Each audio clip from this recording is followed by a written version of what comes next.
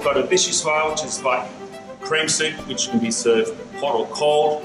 We're going to do my favourite sweet and sour sauce, so I look forward to smashing that one down a bit later. So for the Vichyssoise, we need to be careful. It's a very white coloured soup, so we've got to control our heat. I've badgered you enough on that one. The butter goes in, just melt that butter lightly.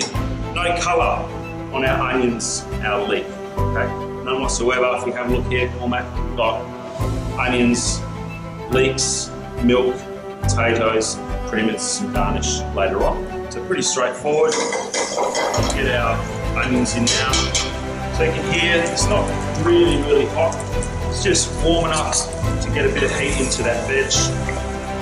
Start with the onions. And again, like we did with the tomato and a couple of other those items earlier, I'm going to make sure it's clean the edge of the pot. What happens is it kind of tricks you, sneaks up on you, and you look in here and you've got a lot of brown veg or burnt veg on the side of the pot. Particularly for this one, because we're going to blend it, we're going to want a really nice white finish. We don't want that. Okay.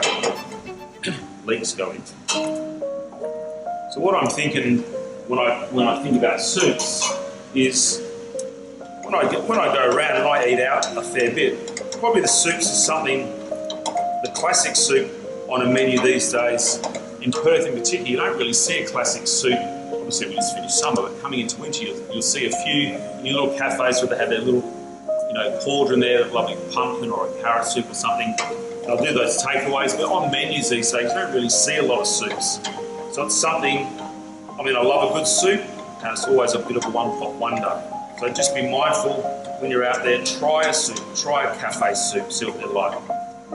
So we now season, a little bit of salt, a little bit of pepper. Softening that veg down, but no colour. So probably just go up a little bit here.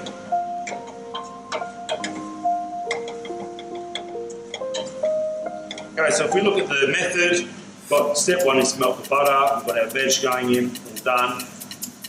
Next is the chicken stock. So for this one, you have the chicken stock there, ready to go, in it goes. Turn it up full now with our milk. Going to get our potatoes in there as well.